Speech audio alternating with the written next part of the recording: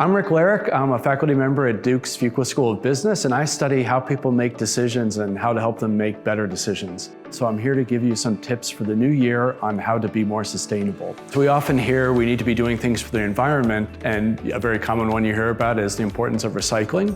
Psychologists have discovered that as we do something toward a valued goal, we often think, okay, I've done enough and I don't need to do any more. One of the dangers then is we do one thing that's green and then we think that we can now ignore other things. With recycling, we see ourselves as good environmentalists if we've recycled, but we may not pay attention to other things that could be making a difference. Find where you can have the most impact and make sure you do it. LED bulbs save a lot of energy. They use 1/10 of the energy of an incandescent bulb. Other ones are working from home. It's actually a really valuable way to reduce your driving is to be able to work from home 1 day a week. Thinking about the big impact areas is one of the main insights. Let's prioritize what's best for our energy use and the climate impact. A second insight is understanding the gas consumption of cars. The problem is the common measure that we use in the United States, miles per gallon, leads us to do bad math and to actually reach wrong answers. So here's a way of getting the intuition of how MPG tricks us. Imagine a family that has 2 cars they're considering trading in. They drive them the same distance in the course of a year. One car has 10 miles per gallon and they're considering trading in it for a 20 MPG vehicle. The other is already at 20 but could be traded in for a 50. And if you ask people which one should you trade in and save the most gas, it's very intuitive that 20 to 50 looks more valuable. It's a bigger number and a bigger percentage increase. But the miles you get out of a gallon gas turns out not to be the question we should be asking. It's how much gas are we using? And that can only be seen by using a metric known as gallons per 100 miles, that we have to see the gas that we're using over a given distance.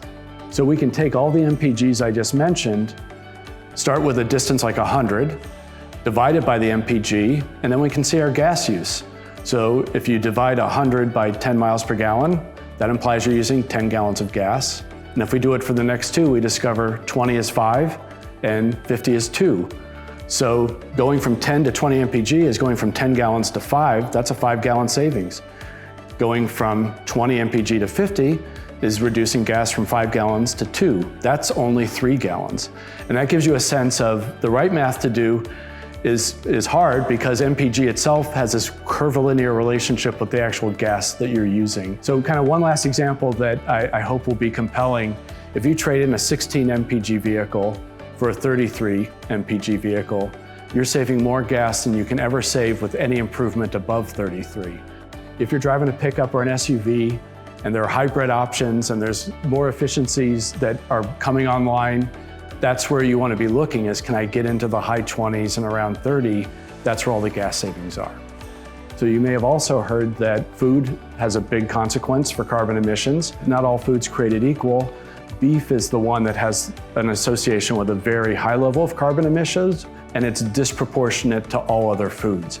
If you're already eating beef 3 times a week, think about lowering it to 2 and substituting something else. Could be chicken, could be plant-based proteins. Eat a little bit less beef, be smart about the car that you're purchasing, and think about finding these high-impact places to make a difference. I'm Rick Larrick, and I'm in it for life.